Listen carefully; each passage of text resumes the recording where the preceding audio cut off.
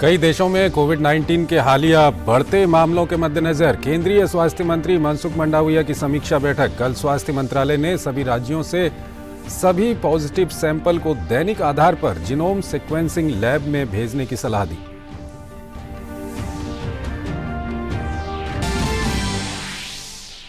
स्वास्थ्य मंत्री मनसुख मंडाविया ने कांग्रेस नेता राहुल गांधी और राजस्थान के मुख्यमंत्री अशोक गहलोत को पत्र लिखकर भारत जोड़ो यात्रा में कोविड नियमों का सख्ती से पालन करने की दी सलाह। कोविड नियमों का पालन न होने की स्थिति में देश हित में यात्रा स्थगित करने का किया आग्रह।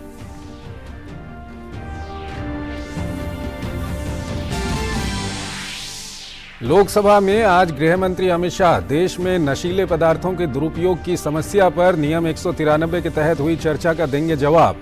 राज्यसभा में विदेश मंत्री डॉक्टर एस जयशंकर समुद्री जलदस्युता रोधी विधेयक चर्चा और पारित कराने के लिए करेंगे पेश।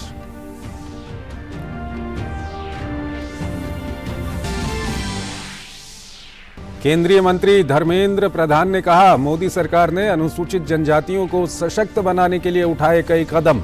जनजाति मंत्रालय का बजट बढ़ाने के साथ शिक्षा, संस्कृति और उनकी पहचान को आगे बढ़ाने का किया काम।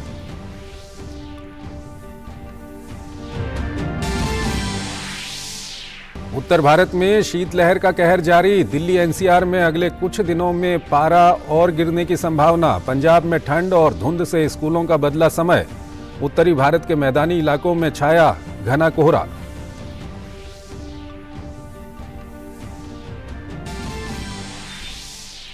अफगानिस्तान में तालिबानी सरकार ने छात्राओं के विश्वविद्यालय में प्रवेश पर लगाई रोक। विश्वविद्यालय प्रवेश परीक्षा से करीब 3 महीने पहले आई पाबंदी। अमेरिका, ब्रिटेन और संयुक्त राष्ट्र ने तालिबान के कदम की कड़ी निंदा की।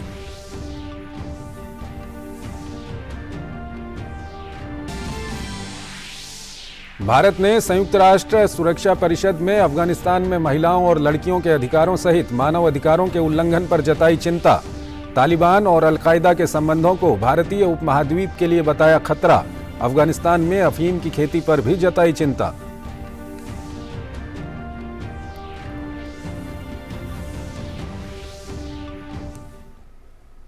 और आइए अब खबरों को विस्तार से देखते हैं। केंद्रीय स्वास्थ्य मंत्री मनसुख मांडविया ने कोरोना महामारी की समीक्षा को लेकर बैठक बुलाई है। बैठक में दुनिया भर में फैल रहे संक्रमण और उसके परिदृश्य को लेकर चर्चा होनी है। कोरोना को लेकर बुलाई गई समीक्षा बैठक में स्वास्थ्य, आयुष, फार्मास्यूटिकल्स और जैव प्रौद्योगिकी विभाग के सचिव, भारतीय चिकित्सा अनुसंधान परिषद के महानिदेशक राजीव बहल, नीति आयोग के सदस्य स्वास्थ्य वीके पॉल और टीकाकरण पर राष्ट्रीय तकनीकी सलाहकार समूह के अध्यक्ष एनके अरोड़ा और अन्य वरिष्ठ अधिकारी भाग ले रहे हैं। इससे पहले राज्यों को जीनोम सीक्वेंसिंग में जुटने का निर्देश दिया गया है। सभी राज्यों को केंद्र शासित प्रदेशों को चिट्ठी लिखी गई है। केंद्रीय स्वास्थ्य सचिव राजेश भूषण ने कहा है कि कोरोना के वेरिएंट पर निगरानी रखने के लिए पॉजिटिव सैंपल की पूरी जीनोम सीक्वेंसिंग पर पूरा ध्यान दिया जाए। टेस्ट, ट्रैक, ट्रीट, वैक्सीनेशन और कोविड से मुकाबले के लिए उपयुक्त व्यवहार की 5 स्तरीय रणनीति से इस महामारी पर अंकुश लगाने में सफलता मिली है। इसका नतीजा है कि कोरोना वायरस के संक्रमण को साप्ताहिक आधार पर 12,000 मामलों तक सीमित किया जा सका है, लेकिन दुनिया में इसका खतरा पूरी तरह से टला नहीं है।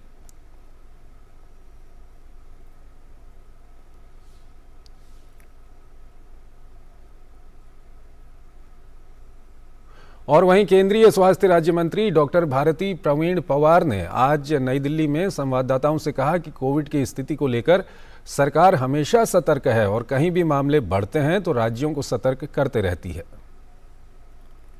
सावधानता हमेशा केंद्र सरकार लेती रही है। जहां भी कुछ आउटब्रेक्स दिखे हैं तो केंद्र सरकार राज्यों को अलर्ट मोड पे कुछ नोटिफिकेशन, गाइडलाइंस देते हैं और कल भी हमारी मंत्रालय ने ये गाइडलाइंस इशू किए हैं कि जीनोम सीक्वेंसिंग किया जाए। भारत ने बहुत ही अच्छा वैक्सीनेशन करके दिखाया। आज अगर 220 करोड़ वैक्सीनेशन को हम पार कर रहे हैं तो ये भारत की अपने आप में एक बहुत ही बड़ी उपलब्धि है ग्लोबल लेवल पे और बहुत ही अच्छा रिजल्ट हम देख रहे हैं कि भारत में कम केसेस दिखाई दी। भारत के कोविड-19 वर्किंग ग्रुप NTAGI के अध्यक्ष NTGAI अध्यक्ष डॉक्टर एनके अरोड़ा ने चीन में कोरोना के मामलों में आए उछाल को देखते हुए कहा कि कोरोना वायरस को लेकर भारत सतर्क है। और संक्रमण के आंकड़ों में किसी भी वृद्धि को रोकने के लिए तैयार है।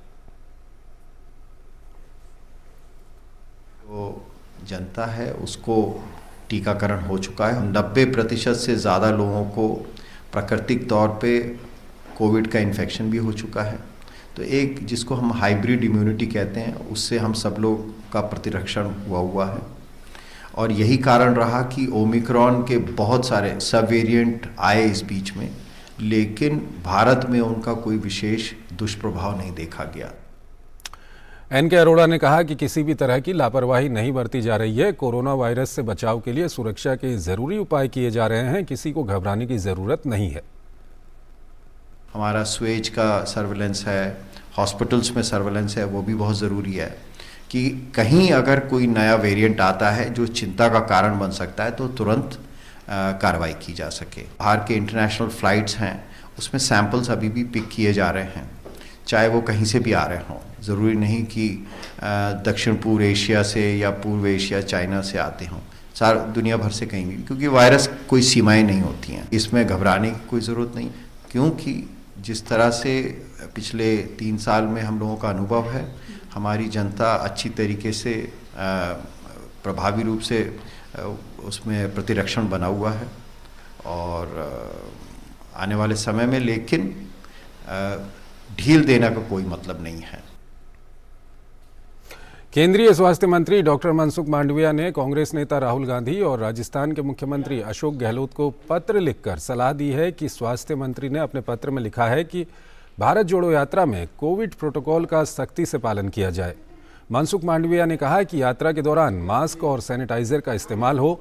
इसके साथ ही कोविड टीके की खुराक के लिए जिन्होंने खुराक ली है वही लोग यात्रा में शामिल हों। स्वास्थ्य मंत्री ने पत्र में कहा कि अगर कोविड प्रोटोकॉल का पालन करना संभव नहीं है तो देश हित में भारत जोड़ो यात्रा स्थगित करने का अनुरोध स्वास्थ्य मंत्री की ओर से किया गया।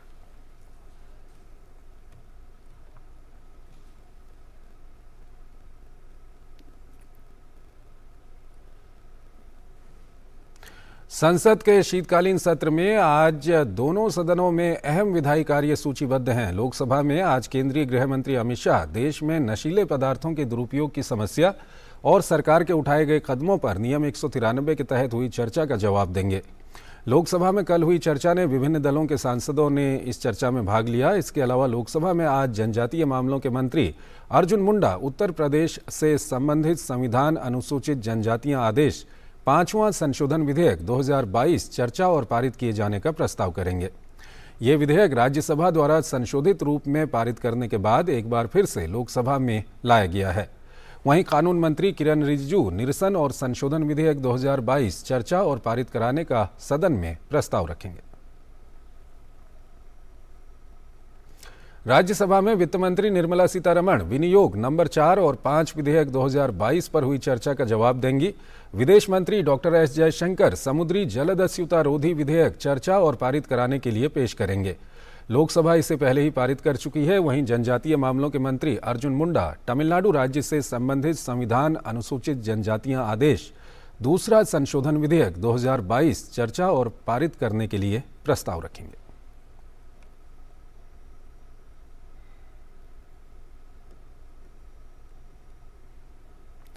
और अभी खबर आ रही है कि लोकसभा में चीन के मुद्दे पर विपक्ष ने हंगामा किया। लोकसभा की कार्यवाही दोपहर 12 बजे तक के लिए स्थगित कर दी गई है।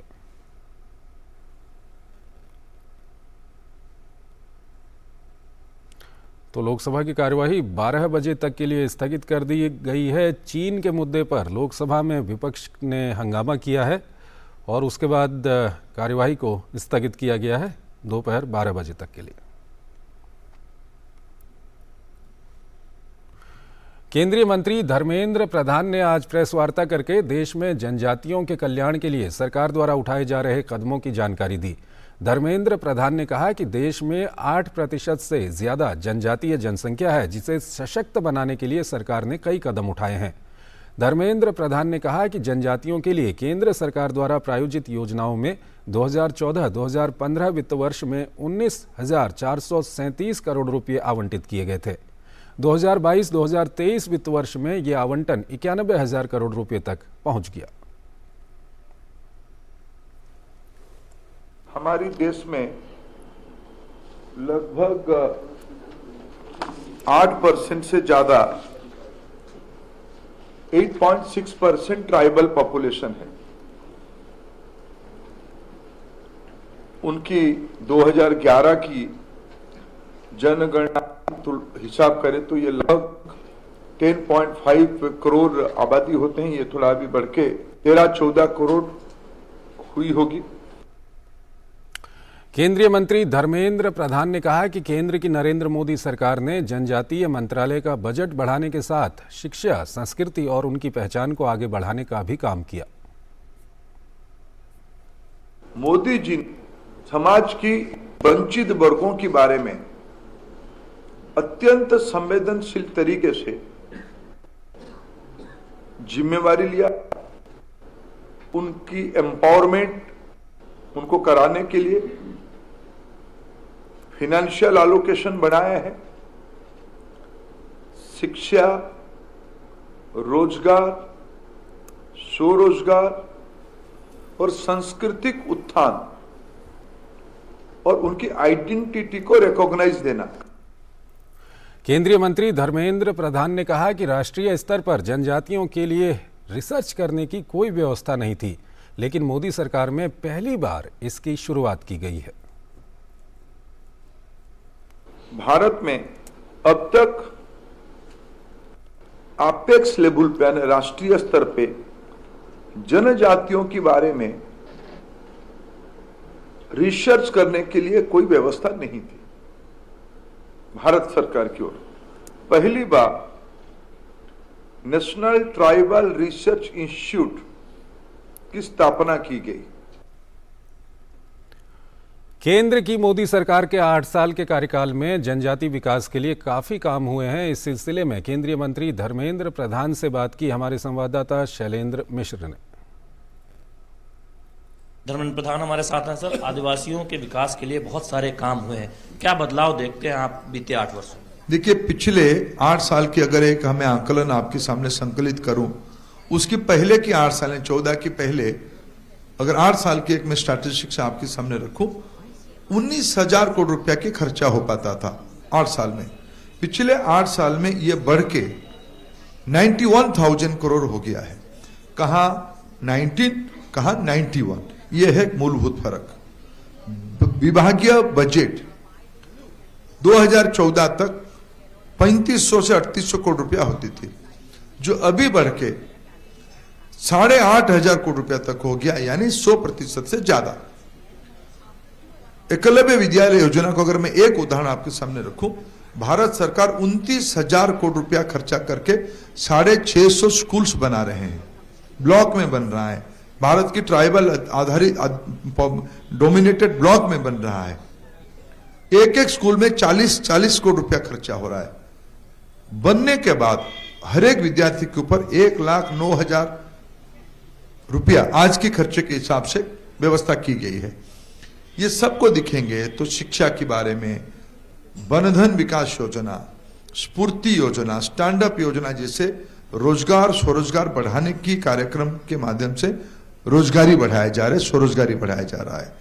मान अभिमान स्वाभिमान बढ़ाने के लिए ट्राइबल म्यूजियम बनाए जा रहे हैं। ट्राइबल फ्रीडम फाइटर्स का सम्मान बढ़ाया जा रहा है। बिरसा मुंडा जी की जन्मदिन को आदिवासी गौरव दिवस करके मनाया जा रहा है। ये सब मातृभाषा में राष्ट्रीय शिक्षा नीति में। राष्ट्रीय शिक्षा नीति को अगर देखें तो स्थानीय भाषा और मातृभाषा में पढ़ाई की पहल हुई है, बड़े स्तर पर भी, उच्च शिक्षा में भी। तो क्या उसका फायदा आदिवासियों को मिला? स्वाभाविक, क्योंकि आदिवासी जनजाति अपने भाषा में बात करता है। राष्ट्रीय शिक्षा नीति महत्व दिया है, प्रायोरिटी में रखा है कि मातृभाषा और स्थानीय भाषा के माध्यम से धीरे धीरे पाठ्यक्रम बनाया जाएगा। जब आज मातृभाषाओं का शुरू हो गया है, धीरे धीरे ये आदिवासी भाषा तक भी जाएगी। नक्सल हिंसा में कमी आई है, हमने जो आंकड़े देखे हैं, और नक्सल हिंसा उन्हीं इलाकों में ज्यादा देखने को मिलती थी। अगर आप बीते दशकों की बात करें, जो आदिवासी बहुल इलाके हैं, जहां विकास उतना नहीं पहुंचा था, ऐसा कहा जा रहा था। तमाम योजनाओं को लागू किया गया है, किस तरह से बदलाव को देखिए, इसके सीधा सीधा एक उदाहरण है कि हमारी सरकार की जो नीति रही है, सबका साथ सबका विकास, सबका विश्वास और सभी के लिए प्रयास करना, उसकी सीधा सीधा व्यवहारिक प्रतिफलन नक्सली प्रभावित इलाका में हुई है। प्रजातंत्र में सभी का विश्वास है। सभी राज्य सरकार भारत सरकार की नेतृत्व में इकट्ठा आके विकास करवाया है। मैंने जो आपने वित्तीय व्यवस्था करवाया का उल्लेख किया, जो रोजगार के बारे में व्यवस्था कार्यक्रम बताया, शिक्षा के बारे में बताया, ये क्रियान्वयन हो ही रहा है। इसीलिए जनजातीय समाज के लोग विकास पे विश्वास करके, डेवलपमेंट पे विश्वास रख के अपने जिंदगी को प्रजातांत्रिक प्रक्रिया को भरोसा रख के आगे बढ़ा रहे हैं। इसकी सीधा सीधा प्रतिफलन नक्सली हिंसा घटने में दिख रही है। मिलेट की एक माहौल बनी है। G20 होगा, उसमें भी मिलेट को एक व्यंजन के रूप में सामने रखाया जा रहा है। उसकी सीधा सीधा प्रचार प्रसार और उसकी लाभ के बारे में प्रधानमंत्री जी खुद कह रहे हैं। उसकी सीधा सीधा उत्पादन बढ़ेगी तो डिमांड बढ़ेगी, डिमांड बढ़ेगी तो उत्पादन बढ़ेगी, उसकी लाभ आदिवासी किसानों को मिलेगा। आज देश की सर्वोच्च पद पे एक आदिवासी महिला आसीन है। यही हमारी प्रजातांत्रिक प्रक्रिया और हमारी आदिवासी समाज के प्रति प्रतिबद्धता प्रतिफलित करती है। केंद्रीय शिक्षा मंत्री धर्मेंद्र प्रधान, आदिवासी समाज में जो बदलाव आए हैं, तमाम विकास योजनाओं को जो फायदा मिला है, बीते 8 वर्षों में जो आदिवासी समाज को सशक्त बनाने पर काम किया गया है, उस पर डीडी न्यूज से खास बातचीत कर रहे थे। कैमरामैन स्मृति रंजन महापात्रा के साथ शैलेंद्र मिश्र, डीडी न्यूज, दिल्ली। उत्तर भारत में शीतलहर का प्रकोप जारी है। दिल्ली और आसपास के इलाकों में आज सुबह मौसम कल के मुकाबले साफ रहा। 2 दिन से घने कोहरे के कारण उत्तर भारत के मैदानी इलाकों में काफ़ी दिक्कतों का सामना करना पड़ा। मौसम विभाग ने दिल्ली में अगले कुछ दिनों में न्यूनतम और अधिकतम तापमान गिरकर क्रमशः 5 डिग्री सेल्सियस और 20 डिग्री सेल्सियस रहने की संभावना जताई है। इस बीच पंजाब और हरियाणा के लिए मौसम विभाग के चंडीगढ़ केंद्र ने 2 दिनों के लिए शीतलहर का रेड अलर्ट जारी किया है। ठंड और बढ़ती धुंध को देखते हुए पंजाब सरकार ने राज्य में सभी सरकारी व प्राइवेट स्कूलों के खुलने का समय बदल दिया है। अब सभी स्कूल सुबह 10 बजे खुलेंगे। सरकारी स्कूलों के खुलने का समय सुबह 9 बजे था, जबकि प्राइवेट स्कूलों का समय अलग अलग है। इस बीच पूरे कश्मीर में शीतलहर का प्रकोप तेज हो गया है। आज से 40 दिनों की सबसे कठोर सर्दियों की अवधि चिल्लई कलां शुरू हो गई है और ये 30 जनवरी तक चलेगी। चिल्लई कलां शुरू होने से एक दिन पहले तापमान 0 डिग्री सेल्सियस से नीचे चला गया। मैदानी इलाकों में उत्तर प्रदेश, बिहार में ठंड का असर देखने को मिल रहा है। यूपी सरकार ने घने कोहरे और उससे होने वाले हादसों को देखते हुए कल रात से राज्य परिवहन निगम की बसों का परिचालन बंद कर दिया है।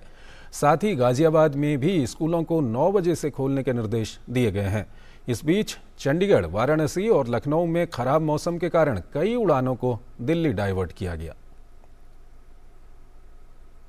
मौसम विभाग ने बताया कि इनसैट 3D रैपिड सैटेलाइट से मिली तस्वीरों के मुताबिक पंजाब और उत्तर पश्चिमी राजस्थान से पूरे हरियाणा और पूर्वी यूपी तक घने कोहरे की चादर दिखाई दे रही है। आज तड़के 5:30 बजे दर्ज आंकड़ों के मुताबिक दृश्यता घटकर बहुत कम रह गई है। अमृतसर में 25 मीटर, भटिंडा में 0, गंगानगर में 25, अंबाला में 50, बरेली में 25, बहराइच और वाराणसी में 50 मीटर दृश्यता रही।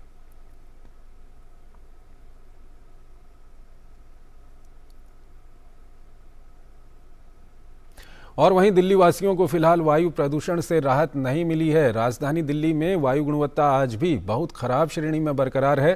प्रदूषण फैलाने वाले तत्व PM 2.5 और PM 10 के स्तर में बढ़ोतरी हुई है। PM 2.5 का स्तर 188 हो गया है, वहीं PM 10 का स्तर 254 मापा गया है। देश में खिलौना उद्योग तेजी से विकास कर रहा है। केंद्र की मोदी सरकार खिलौना उद्योग पर विशेष रूप से ध्यान दे रही है। चीन के बने खिलौनों पर देश में लगाम लगाने के बाद भारत अब वैश्विक बाजार में भी टक्कर देने की तैयारी में है। पिछले 5 साल में भारत ने खिलौनों का आयात लगातार घटाया है और अब सभी तरह के खिलौनों का शुद्ध निर्यातक बनकर उभरा है। वित्त वर्ष 2022 में खिलौनों के मामले में भारत ने जहां $15 करोड़ से ज्यादा का निर्यात किया है, वहीं 5 साल पहले $29 करोड़ से ज्यादा के खिलौने का आयात किया करता था। इसके पीछे केंद्र सरकार की नीतियों का असर दिख रहा है। केंद्र सरकार अब घरेलू खिलौना उत्पादन को वैश्विक स्तर पर प्रतिस्पर्धी बनाने के लिए खिलौना व्यवसाय को 3,500 करोड़ रुपए का बूस्टअप देने की योजना पर काम कर रही है। केंद्र खिलौनों को 3,500 करोड़ रुपए के उत्पादन से जुड़ा पीएलआई बेनिफिट देने पर विचार कर रही है। हालांकि ये लाभ सिर्फ उन्हीं को मिलेगा जो भारतीय मानक ब्यूरो स्टैंडर्ड के अनुरूप होंगे। देशी खिलौनों को मिलने वाला पीएलआई खिलौना उद्योग के लिए सरकार द्वारा क्वालिटी कंट्रोल ऑर्डर की शुरुआत और कस्टम को 20% से 60% करने जैसे उपायों से देश में कम गुणवत्ता वाले आयात को कम करने और घरेलू विनिर्माण को बढ़ावा देने में मदद मिली है। भारत विश्व भर में खिलौनों का निर्यात काफ़ी तेज़ी से कर रहा है। आंकड़ों के मुताबिक ये वियतनाम, चीन, नीदरलैंड और चेक गणराज्य के मुकाबले भारत का निर्यात तेज़ी से बढ़ा है। केंद्रीय जांच एजेंसी केंद्रीय मंत्री अनुराग ठाकुर कुछ बोल रहे हैं, आइए आपको सीधे वहीं लिए चलते हैं। आम आदमी पार्टी चार्जशीट जो आई है, कविता का नाम आया उसमें। पूछिए, सवाल तो पूछ लीजिए। ईडी की चार्जशीट शराब घोटाले को लेकर जिस तरह से खुलासे हुए उसको देख के लगता है कि कह रहे कि सब पॉलिटिकल मोटिवेटेड है। देखिए, कभी भी कोई जिसने अपराध किया होता है वो शायद ये नहीं कहता कि उसने किया है। जांच एजेंसियां काम कर रही है और जांच में जिस जिसका नाम आ रहा है उनके ऊपर कार्रवाई भी कानून के तहत होती है।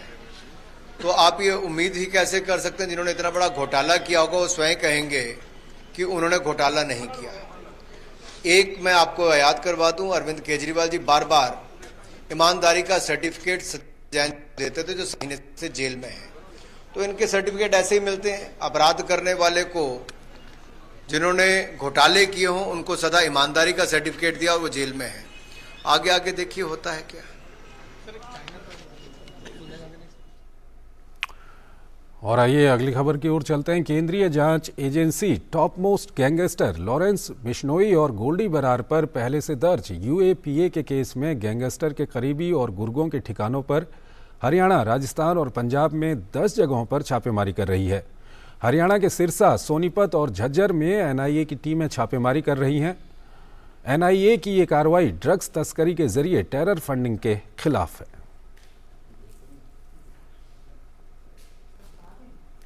घरेलू शेयर बाजार में आज फिर दबाव की स्थिति नजर आ रही है। हालांकि कारोबार की शुरुआत मजबूती के साथ हुई, कुछ देर बाद बाजार में बिकवाली का दबाव बना।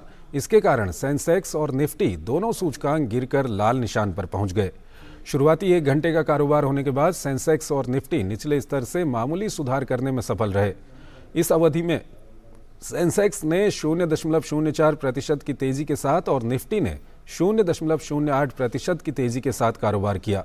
पहले घंटे के कारोबार के दौरान स्टॉक मार्केट के दिग्गज शेयरों में से Divi's laboratories, Apollo hospital, HCL technology, UPL और टेक महिंद्रा के शेयर 1.32% से लेकर 0.91% की तेजी के साथ, Britannia industries, Bharti Airtel, ONGC, hero MotoCorp और पावर ग्रिड कॉरपोरेशन के शेयर 1.09% से लेकर 0.37% की तेजी के साथ कारोबार कर रहे हैं। अफगानिस्तान में तालिबानी सरकार ने छात्राओं के विश्वविद्यालयों में प्रवेश पर रोक लगा दी है। उसने कहा है कि ये रोक अगले आदेश तक जारी रहेगी। अफगानिस्तान के उच्च शिक्षा मंत्रालय के प्रवक्ता ने इस आदेश की पुष्टि की है। शिक्षा मंत्रालय द्वारा जारी एक पत्र में कहा गया है कि कैबिनेट की बैठक में लिया गया फैसला तुरंत प्रभाव से लागू हो गया है। सभी सरकारी और निजी शैक्षणिक संस्थानों और विश्वविद्यालयों सहित सभी एजेंसियों को निर्देश दिया गया है कि वो प्रतिबंध पर उठाए गए कदम के बारे में मंत्रालय को सूचित करें। संयुक्त राष्ट्र के प्रवक्ता स्टीफन दुजारिक ने कहा कि ये कदम तालिबान की एक और वादा खिलाफी है। संयुक्त राष्ट्र सुरक्षा परिषद में अफगानिस्तान पर वार्ता के दौरान संयुक्त राष्ट्र में भारत के स्थायी राजदूत रुचिरा कंबोज ने भारत का पक्ष रखा। अफीम की खेती, तालिबान अलकायदा संबंधों और मानव अधिकारों के हनन पर चिंता जताई। रुचिरा कंबोज ने यूएनएससी में कहा, तालिबान और अलकायदा के बीच घनिष्ठ संबंध बने हुए हैं। उन्होंने कहा कि काबुल में प्रशासन पूरी तरह से तालिबानी है। कंबोज ने कहा कि मई 2022 की 1988 की समिति की अपनी नवीनतम रिपोर्ट में निगरानी दल ने पाया कि संयुक्त राष्ट्र द्वारा प्रतिबंधित 41 व्यक्तियों ने तालिबान प्रशासन में कैबिनेट और उच्च पदों पर कब्जा कर लिया है। ये संख्या अब 60 से अधिक मानी जा रही है।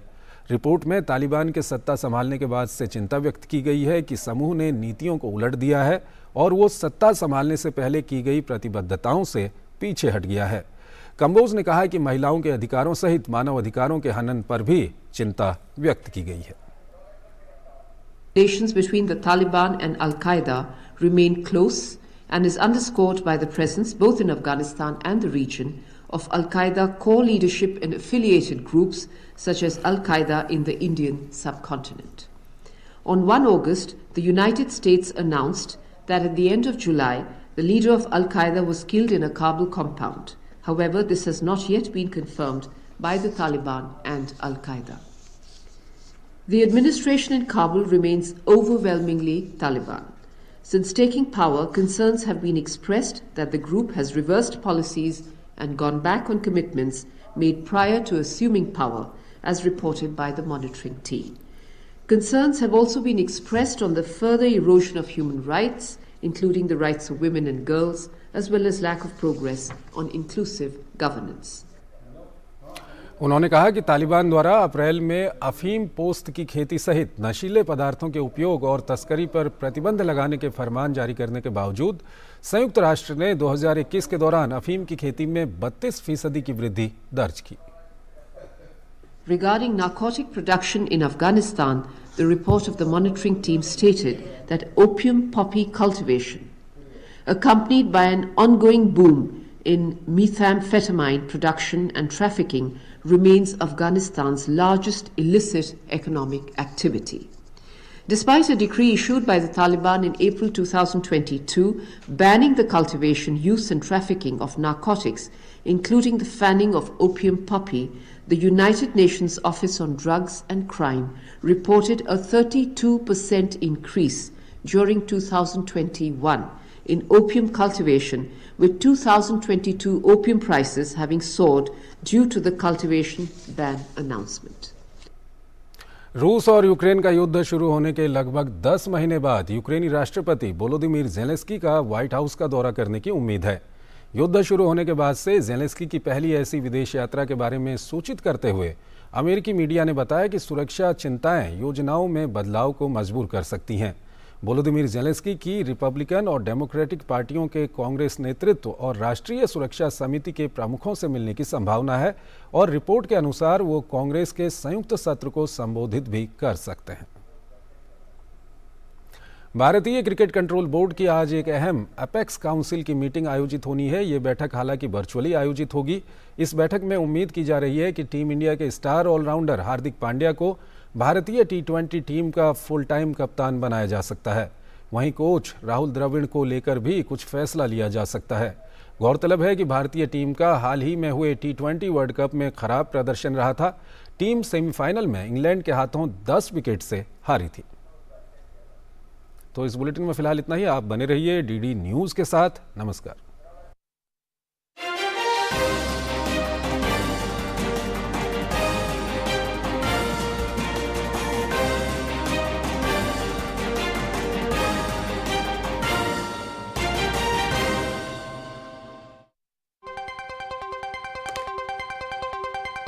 राजनीति की चाल से दुनिया के हाल तक,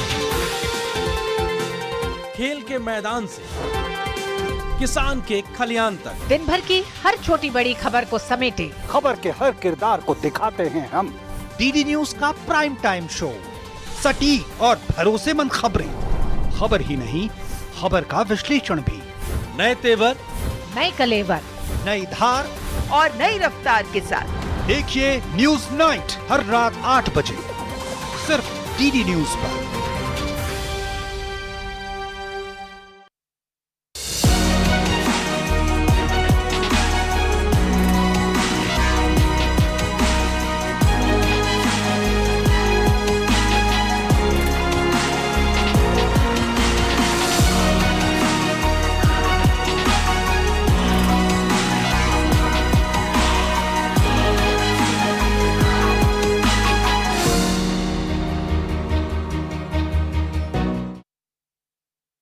हमें पैदा करने वाला कोई नवाब ना हो, पर हमारी परवरिश एक नवाब ने की है और इस तरह की है कि इस तख्त की शान नवाब खानदान का नाम और अपनी आवाम तीनों का अपनी जान से भी बढ़कर ख्याल रख सके।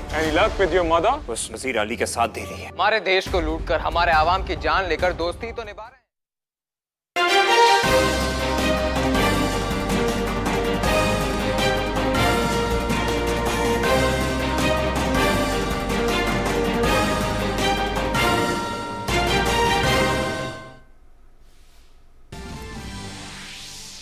कई देशों में कोविड-19 के हालिया बढ़ते मामलों के मद्देनजर केंद्रीय स्वास्थ्य मंत्री मनसुख मंडाविया की समीक्षा बैठक। कल स्वास्थ्य मंत्रालय ने सभी राज्यों से सभी पॉजिटिव सैंपल को दैनिक आधार पर जीनोम सीक्वेंसिंग लैब में भेजने की सलाह दी।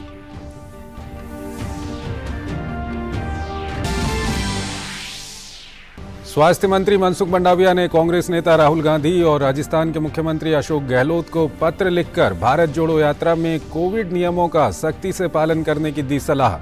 कोविड नियमों का पालन न होने की स्थिति में देश हित में यात्रा स्थगित करने का किया आग्रह।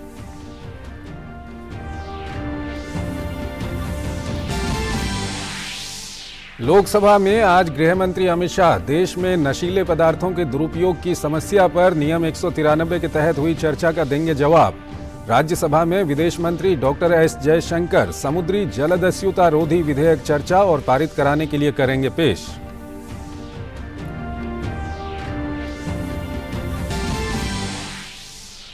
केंद्रीय मंत्री धर्मेंद्र प्रधान ने कहा, मोदी सरकार ने अनुसूचित जनजातियों को सशक्त बनाने के लिए उठाए कई कदम। जनजाति मंत्रालय का बजट बढ़ाने के साथ शिक्षा, संस्कृति और उनकी पहचान को आगे बढ़ाने का किया काम।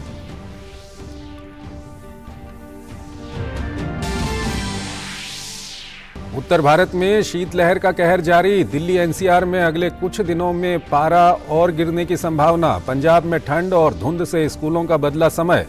उत्तरी भारत के मैदानी इलाकों में छाया घना कोहरा।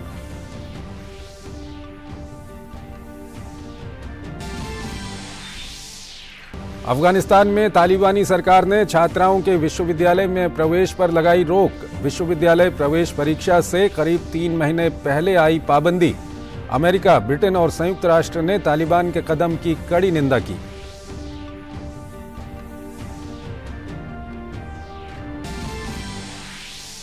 भारत ने संयुक्त राष्ट्र सुरक्षा परिषद में अफगानिस्तान में महिलाओं और लड़कियों के अधिकारों सहित मानव अधिकारों के उल्लंघन पर जताई चिंता। तालिबान और अलकायदा के संबंधों को भारतीय उपमहाद्वीप के लिए बताया खतरा। अफगानिस्तान में अफीम की खेती पर भी जताई चिंता।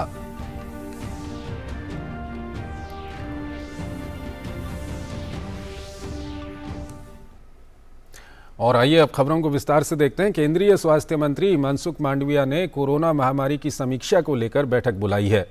बैठक में दुनिया भर में फैल रहे संक्रमण और उसके परिदृश्य को लेकर चर्चा होनी है। कोरोना को लेकर बुलाई गई समीक्षा बैठक में स्वास्थ्य, आयुष, फार्मास्यूटिकल्स और जैव प्रौद्योगिकी विभाग के सचिव, भारतीय चिकित्सा अनुसंधान परिषद के महानिदेशक राजीव बहल, नीति आयोग के सदस्य स्वास्थ्य वीके पॉल और टीकाकरण पर राष्ट्रीय तकनीकी सलाहकार समूह के अध्यक्ष एनके अरोड़ा और अन्य वरिष्ठ अधिकारी भाग ले रहे हैं। इससे पहले राज्यों को जीनोम सीक्वेंसिंग में जुटने का निर्देश दिया गया है। सभी राज्यों को केंद्र शासित प्रदेशों को चिट्ठी लिखी गई है। केंद्रीय स्वास्थ्य सचिव राजेश भूषण ने कहा है कि कोरोना के वेरिएंट पर निगरानी रखने के लिए पॉजिटिव सैंपल की पूरी जीनोम सीक्वेंसिंग पर पूरा ध्यान दिया जाए। टेस्ट, ट्रैक, ट्रीट, वैक्सीनेशन और कोविड से मुकाबले के लिए उपयुक्त व्यवहार की 5 स्तरीय रणनीति से इस महामारी पर अंकुश लगाने में सफलता मिली है। इसका नतीजा है कि कोरोना वायरस के संक्रमण को साप्ताहिक आधार पर 12,000 मामलों तक सीमित किया जा सका है, लेकिन दुनिया में इसका खतरा पूरी तरह से टला नहीं है।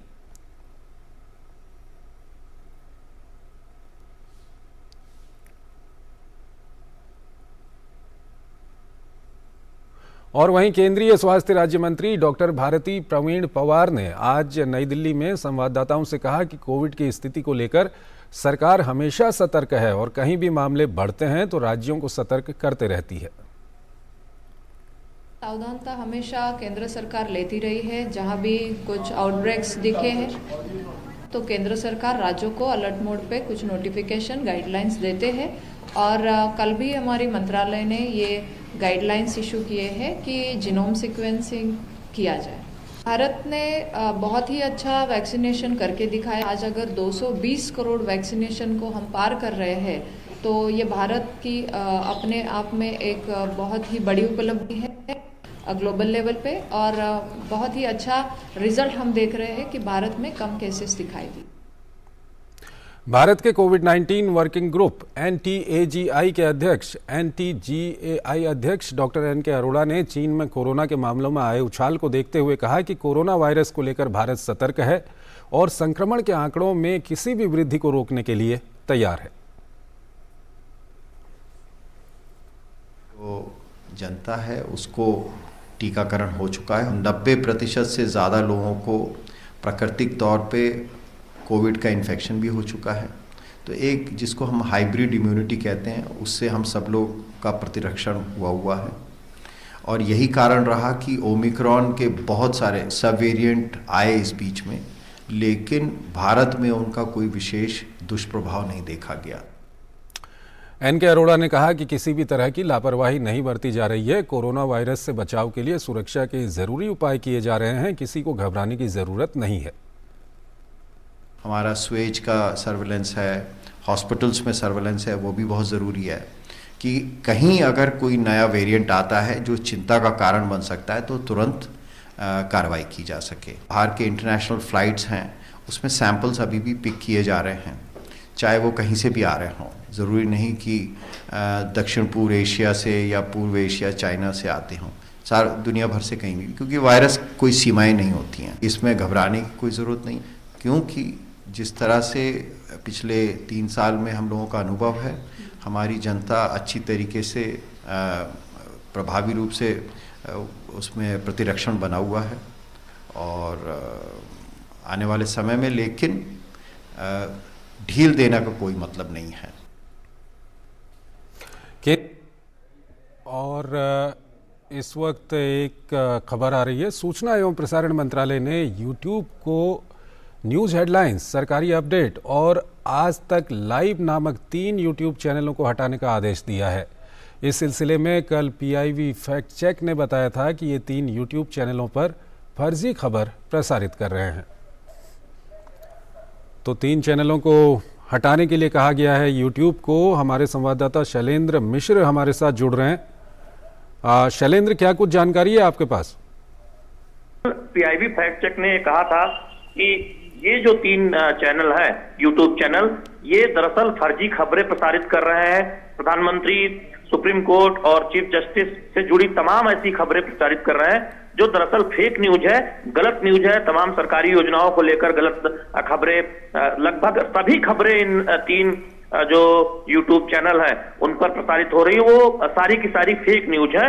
और ये चिन्हित कर खुलासा किया था कि किस तरह से फेक न्यूज का प्रचार प्रसार किया जा रहा है। और तभी ये संकेत मिले थे कि YouTube को ये कहा जा सकता है कि इन चैनलों को हटाएं अपने प्लेटफॉर्म से। और हम जानते हैं कि पहले भी इस तरह की तमाम कार्रवाई हुई है सोशल मीडिया प्लेटफॉर्म पर, जो हैंडलर्स हैं जो फेक न्यूज फैलाते रहे।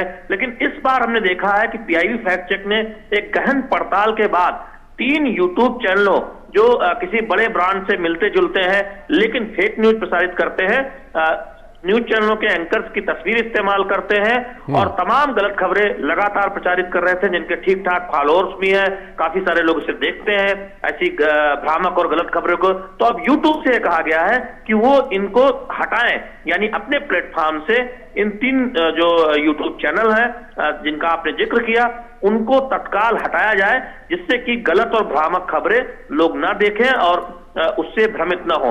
तो एक बड़ी कार्रवाई हम कह सकते हैं सूत्रों के हवाले से सूचना प्रसारण मंत्रालय की तरफ से की गई है। जो हमें सूत्र बता रहे हैं कि YouTube को कहा गया है, ये निर्देशित किया गया है कि इन 3 जो YouTube चैनल हैं उन्हें अपने प्लेटफॉर्म से हटाए। ठीक है शैलेंद्र, लगातार हम देख रहे हैं पिछले कुछ समय से सूचना एवं प्रसारण मंत्रालय की ओर से ये कोशिश रहती है कि इस तरह की जो फेक खबरें हैं वो किसी तरह से लोगों तक ना पहुंच पाएं। और फिलहाल एक ये महत्वपूर्ण कदम मंत्रालय की ओर से उठाया गया है। बहुत बहुत शुक्रिया आपका। अगली खबर की ओर चलेंगे। केंद्रीय स्वास्थ्य मंत्री मनसुख मांडविया कोरोना महामारी पर समीक्षा बैठक की अध्यक्षता कर रहे हैं। बैठक में दुनिया भर में फैल रहे संक्रमण और उसके परिदृश्य को लेकर चर्चा हो रही है।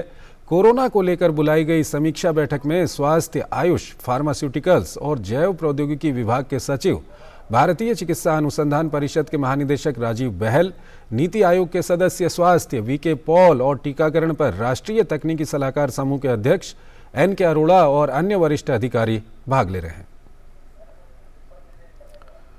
नितेंद्र हमारे संवाददाता हमारे साथ बने हुए हैं। नितेंद्र, जिस तरह के हालात अभी सामने आए हैं उसको लेकर के कितनी महत्वपूर्ण ये बैठक मानी जा रही है? देखिए चंद्रशेखर, बहुत ही अहम बैठक है ये। केंद्रीय स्वास्थ्य मंत्री, केंद्रीय स्वास्थ्य राज्य मंत्री, नीति आयोग के member, health secretary, DG ICMR और एनसीडीसी के डायरेक्टर और तमाम बड़े अधिकारी स्वास्थ्य मंत्रालय के इस बैठक में है। अब से थोड़ी देर पहले यह बैठक शुरू हो गई है और बिल्कुल गहनता से इसकी समीक्षा की जा रही है कोविड के लेकर के कि अब तक भारत में क्या कुछ कदम उठाए गए हैं और आगे क्या कुछ कदम उठाए जाने की जरूरत है। और साथ ही साथ जो चीन हो, जापान हो या फिर दक्षिण कोरिया या ब्राजील, अमेरिका में जिस तरीके से केस बढ़ रहा है तो उस पे किस तरीके से रणनीति अपनाई जाए, भारत में उसको कैसे आने से रोका जाए, कैसे एयरपोर्ट पे सर्विलांस किया जाए, हमारी जो टेस्ट, ट्रैक और ट्रीट की जो पॉलिसी है 5 सूत्री है उसको कैसे राज्यों के साथ बेहतर तरीके से और लागू किया जाए, लोगों को जागरूक किया जाए, कोविड अप्रोप्रिएट बिहेवियर के लिए बोला जाए, क्योंकि आने वाले दिनों में त्योहार भी है, नया साल है। इसके अलावा जो वैक्सीनेशन को लेकर के जो ड्राइव चली है, इतना बेहतरीन वैक्सीनेशन अपने देश में हुआ है, उन तमाम पहलुओं पर चर्चा होगी विस्तार से और उसके बाद स्वास्थ्य मंत्री जरूर कुछ निर्देश देंगे अधिकारियों को और उसको पूरे देश में फिर राज्यों को बताया जाएगा। तो बहुत ही अहम बैठक है ये। एक और बात मैं बताना चाहूंगा कि जब हम स्वास्थ्य मंत्रालय पहुंचे तो स्ट्रिक्टली मास्क लगाने के लिए बोला गया है और स्वास्थ्य मंत्री जब मीटिंग ले रहे थे तो सभी लोगों को निर्देश दिया कि वो खुद भी मास्क पहने हुए थे और बाकी जितने अधिकारी थे वो भी उनके लिए भी मास्क के लिए बोला गया था। तो कहने का मतलब यह है कि जो कोविड व्यवहार है उसको अपनाना है और ये तमाम पहलुओं पर बातचीत होगी और उसके बाद एक दिशा निर्देश जारी किया जाएगा। ठीक है, इसके अलावा एक खबर जो हमने अभी अपने बुलेटिन में दिखाई भी है कि केंद्रीय स्वास्थ्य मंत्री की ओर से राहुल गांधी को पत्र लिखा गया है भारत जोड़ो यात्रा को लेकर के, क्या कुछ है इसमें नितेंद्र? निश्चित तौर पर देखिए 20 दिसंबर को कुछ सांसदों ने सवाल उठाया था राहुल गांधी की जो भारत जोड़ो यात्रा को लेकर के, क्योंकि बहुत से लोग उसमें हजारों लोग शिरकत कर रहे थे और कोविड फैलने का एक अंदेशा जताया गया था। उसी संदर्भ में स्वास्थ्य मंत्री ने पत्र लिखा है राजस्थान के मुख्यमंत्री और राहुल गांधी को कि अगर आप भारत जोड़ो यात्रा में जो लोग शामिल हो रहे हैं उनको कोविड प्रोटोकॉल का पालन हो, जो कोविड से रिलेटेड गाइडलाइन है उसका फॉलो हो तो बेहतर होगा, अगर नहीं हो सकता है तो कुछ दिनों के लिए इसको स्थगित कर दिया जाए। ये पत्र राहुल गांधी और राजस्थान के सीएम को लिखा गया है। निश्चित तौर पे क्योंकि हम देख रहे हैं कि जिस तरीके से भारत जोड़ो यात्रा में लोग शामिल हो रहे हैं और किसी तरीके से अगर आउटब्रेक हुआ या इन्फेक्शन फैला तो कई राज्यों में फैलने का इसका खतरा है। तो ये अंदेशा है, इस वजह से एहतियातन स्वास्थ्य मंत्री ने पत्र लिखा है और ये एक तरह से प्रोटोकॉल भी इसको कह सकते हैं कि कोविड को लेकर के। ठीक है नितेंद्र, उसके अलावा जो अभी क्योंकि भारत में तो स्थिति पूरी तरह से नियंत्रण में है, लेकिन चीन से जिस तरह की खबरें आ रही हैं, उसके अलावा चीन की अगर हम बात करें तो काफ़ी चिंताजनक वहाँ पर स्थिति बनी हुई है। वहाँ पर जो खबरें छन छन कर मीडिया के हवाले से आ रही हैं, हालांकि औपचारिक तौर पर चीन की सरकार की ओर से कोई जानकारी नहीं दी जा रही है, लेकिन मीडिया में जो दृश्य आ रहे हैं उसके अनुसार चीन के विभिन्न शहरों में जो शवदाह गृह हैं वहाँ पर लाइन लगी हुई है शवों की, काफ़ी हालत वहाँ पर ख़राब है। इसके अलावा ब्राज़ील की बात करें, कोरिया, जापान, अमेरिका, इन देशों में भी मामले बढ़ रहे हैं। ऐसे में जो प्री एक्टिवनेस देखने को मिल रही है केंद्रीय स्वास्थ्य मंत्रालय की ओर से, कल भी इस मामले में एक समीक्षा की गई, आज बैठक बुलाई गई है, कल सभी राज्यों को, केंद्र शासित प्रदेशों को पत्र भी लिखा गया है। तो ये पूरी कवायद को आप किस तरह से देखते हैं और जो वक्त है, जिस तरह का माहौल है पूरी दुनिया में, उसमें कितना ज़रूरी ये कवायद हो जाती है? देखिए ये बैठक जरूरी है, बहुत रेलेवेंस है आज के समय में, क्योंकि देखिए चीन में जिस तरह के हालात हैं, चीन ने जीरो कोविड पॉलिसी की अपनाया था और उसका देखे कि क्या हासिल हुआ, पूरी तरीके से फेल हुआ और लोग सड़कों पे आए, इतना रिस्ट्रिक्शंस हुआ कि वहां पे लोग एक तरह से प्रदर्शन करने लगे, सरकार को झुकना पड़ा। और आज के डेट में देखें कि कई शहर उनके चपेटे में है कोविड के और हजारों की संख्या में लोगों की मौत भी हो रही है और काफी लोग इस वक्त अस्पतालों में भर्ती है, जगह नहीं है अस्पतालों में। तो ये दृश्य है और यही चिंता दुनिया के बाकी देशों को है, क्योंकि सब जगह एक तरह से एयर ट्रैफिक खुल चुका है, लोग आवागमन लोगों का बढ़ गया है चारों तरफ। तो सबको ये अंदेशा है बाकी देशों को कि वहां से फिर एक खतरा दूसरे देशों में भी आएगा, क्योंकि ऐसे में देखा जाता है कि कई बार वायरस म्यूटेट करता है और अगर वो वायरस म्यूटेट कर गया तो फिर उसको कैसे ट्रैक किया जाए, इसको लेकर के दुनिया के बाकी देशों में चिंता है। भारत ने अपनी स्ट्रिक्ट एक विजिलेंस पॉलिसी बनाई हुई है, जो लोग भी पॉजिटिव होते हैं उनको उनका टेस्ट होता है और उसके बाद जीनोम सीक्वेंसिंग के लिए भेजा जाता है, ताकि ये पता चले कि कोई सब वेरिएंट या वेरिएंट नया आया तो नहीं है। कल भी जो स्वास्थ्य सचिव ने राज्यों को पत्र लिखा कि जितने भी केस आ रहे हैं डेली बेसिस पे उनको जीनोम सीक्वेंसिंग के लिए भेजा जाए, ताकि पता चले कि कौन सा वेरिएंट है। और साथ ही साथ जो वैक्सीनेशन को लेकर के हो या फिर कोविड प्रोटोकॉल को लेकर के हो, राज्यों को आगाह किया गया है और लोगों को जागरूक करने के लिए भी कहा गया है। तो ये तमाम कदम भारत हमेशा पहले से भी उठाता रहा है। हम देख रहे हैं कि जब भी कोविड के आने से पहले प्रोएक्टिव सरकार रही है। जब हम शुरू की बात करें 2020 की बात करें और बाद में भी हमने देखा कि प्रोएक्टिव अप्रोच रहा है, पीपुल सेंट्रिक अप्रोच से गवर्नमेंट का रहा है। तो अभी भी वही हाल है कि पहले से ही एहतियाती कदम उठाया जाए, लोगों को भी जागरूक किया जाए, अपने सिस्टम को और स्ट्रांग और सर्विलांस के पर लाया जाए, ताकि भारत में किसी तरीके कोई समस्या ना हो। और भारत बहुत अच्छे पोजीशन पे है, क्योंकि वैक्सीनेशन बहुत अच्छी तरीके से हुआ है। 220 करोड़ वैक्सीनेशन का डोज लग गया है। करीब 70% से ज्यादा जो आबादी है उनको दोनों डोज लग चुका है। तो हाइब्रिड इम्यूनिटी भी भारत में है, जिसमें अच्छा एंटीबॉडी है और बहुत ही लोग जागरूक भी है। सबसे बड़ी बात है कि जनता भी जागरूक है, सरकार तो अपने स्तर पर प्रयास कर रही है। तो एक बहुत ही एक्टिव अप्रोच है गवर्नमेंट का, और आज जो समीक्षा बैठक स्वास्थ्य मंत्री ले रहे हैं उसका ही नतीजा है। आने वाले 2 से 3 घंटे में बैठक के बाद जो भी निर्देश आएगा सरकार की तरफ से, बयान जारी किया जाएगा, उसको निश्चित तौर पर वो देखने लायक होगा।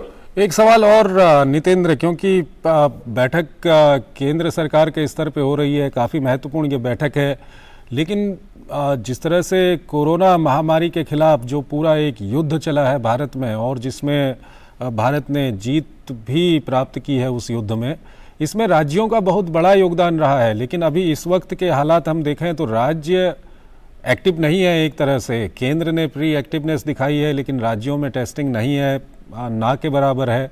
तो इस सब के बीच ये कितना ज़रूरी हो जाता है कि राज्य भी एक्टिव होएं और राज्य में टेस्टिंग बढ़े और उसके अलावा ट्रैकिंग बढ़े, ये सब कितना महत्वपूर्ण हो जाता है? देखिए, अगर कोविड की बात करें कि जिस तरीके से भारत ने मैनेजमेंट किया है, तो ये दुनिया भर में सराहा गया है। यूनाइटेड नेशन से लेकर WHO से लेकर तमाम जो वैश्विक मंच है, G20 हो, तमाम जगहों पर भारत की तारीफ हुई है। एक तो मैनेजमेंट को लेकर, दूसरा वैक्सीनेशन को लेकर भारत ने एक समाधान दिया है स्वास्थ्य के क्षेत्र में। खासतौर पर हम कोविड की बात करें तो दुनिया के करीब 150 देशों में वैक्सीन भेजा गया, दवाइयां भेजी गई जहां जिनको जरूरत थी। अपने जरूरतों को पूरा करने के बाद दूसरे देशों को भारत ने मदद किया है।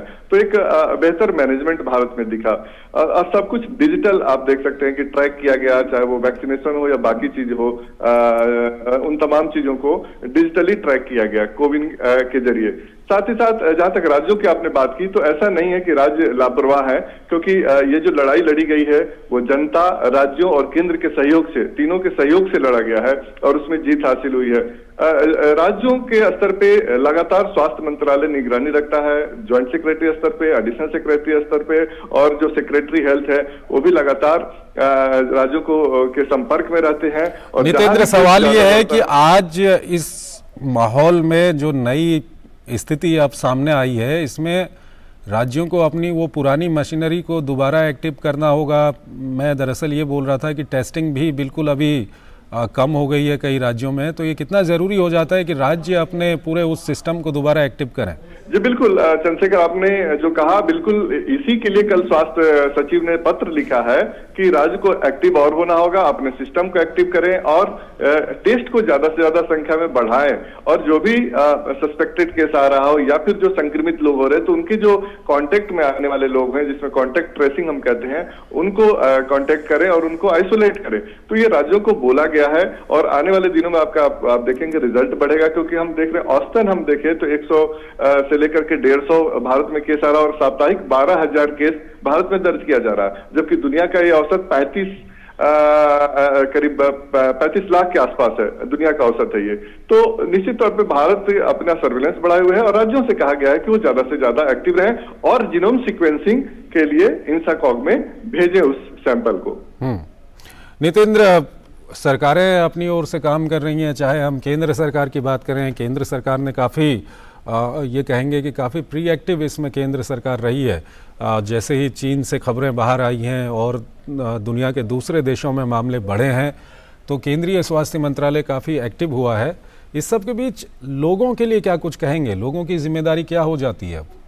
देखिए, सरकार अपने स्तर से प्रयास करे, लेकिन लोगों के लिए ये जरूरी है कि वायरस को रोकना हमारे हाथ में है। अगर हम कोविड जो एप्रोप्रिएट बिहेवियर जिसको हम बोलते हैं, अगर हम उसको करते हैं, जिसमें मास्क लगाना हो, 2 गज की दूरी का पालन करना हो, हाथ अपना धोना हो साबुन से, ये अच्छे तरीके से करना, जब भी हम खाना खाएं या फिर अपने मुंह को टच करें उससे पहले हाथ धोना जरूरी है। तो और वैक्सीन, जो लोग वैक्सीन नहीं लगाए हैं वो जरूर लगा ले, या बूस्टर डोज नहीं लगाए हैं वो लगा लें। और साथ ही साथ जो 60 साल से अधिक उम्र के लोग हैं, जिनको हाई रिस्क हम बोलते हैं, कई ऐसे लोग हैं जो हाई रिस्क में होते हैं, डायबिटीज के पेशेंट हो या कैंसर या दूसरी बीमारियों से, तो अपने डॉक्टर के सलाह पर वो वैक्सीन या फिर जो प्रिकॉशन डोज है वो ले सकते हैं। तो हमारा एक तरह से एक न्यू नॉर्मल लाइफ ही है कि हमें प्रिकॉशन लेना है, हमें प्रोटोकॉल का पालन करना है, हमें मास्क लगाना है। अब जो है मास्क और लगाने की जरूरत है जब हम मार्केट में जाते हैं, भीड़ भाड़ में जाते हैं। ठीक है नितेंद्र, बहुत बहुत शुक्रिया आपका इन तमाम जानकारियों के लिए। अगली खबर की ओर हम दर्शकों को लिए चलेंगे। उत्तर भारत में शीतलहर का प्रकोप जारी है। दिल्ली और आसपास के इलाकों में आज सुबह मौसम कल के मुकाबले साफ रहा। 2 दिन से घने कोहरे के कारण उत्तर भारत के मैदानी इलाकों में काफी दिक्कतों का सामना करना पड़ा। मौसम विभाग ने दिल्ली में अगले कुछ दिनों में न्यूनतम और अधिकतम तापमान गिरकर क्रमशः 5 डिग्री सेल्सियस और 20 डिग्री सेल्सियस रहने की संभावना जताई है। इस बीच पंजाब और हरियाणा के लिए मौसम विभाग के चंडीगढ़ केंद्र ने 2 दिनों के लिए शीतलहर का रेड अलर्ट जारी किया है। ठंड और बढ़ती धुंध को देखते हुए पंजाब सरकार ने राज्य में सभी सरकारी व प्राइवेट स्कूलों के खुलने का समय बदल दिया है। अब सभी स्कूल सुबह 10 बजे खुलेंगे। सरकारी स्कूलों के खुलने का समय सुबह 9 बजे था, जबकि प्राइवेट स्कूलों का समय अलग अलग है। इस बीच पूरे कश्मीर में शीतलहर का प्रकोप तेज हो गया है। आज से 40 दिनों की सबसे कठोर सर्दियों की अवधि चिल्लई कलां शुरू हो गई है और ये 30 जनवरी तक चलेगी। चिल्लई कलां शुरू होने से एक दिन पहले तापमान 0 डिग्री सेल्सियस से नीचे चला गया। मैदानी इलाकों में उत्तर प्रदेश, बिहार में ठंड का असर देखने को मिल रहा है। यूपी सरकार ने घने कोहरे और उससे होने वाले हादसों को देखते हुए कल रात से राज्य परिवहन निगम की बसों का परिचालन बंद कर दिया है। साथ ही गाजियाबाद में भी स्कूलों को 9 बजे से खोलने के निर्देश दिए गए हैं। इस बीच चंडीगढ़, वाराणसी और लखनऊ में खराब मौसम के कारण कई उड़ानों को दिल्ली डाइवर्ट किया गया। मौसम विभाग ने बताया कि इनसैट 3D रैपिड सैटेलाइट से मिली तस्वीरों के मुताबिक पंजाब और उत्तर पश्चिमी राजस्थान से पूरे हरियाणा और पूर्वी यूपी तक घने कोहरे की चादर दिखाई दे रही है। आज तड़के 5:30 बजे दर्ज आंकड़ों के मुताबिक दृश्यता घटकर बहुत कम रह गई है।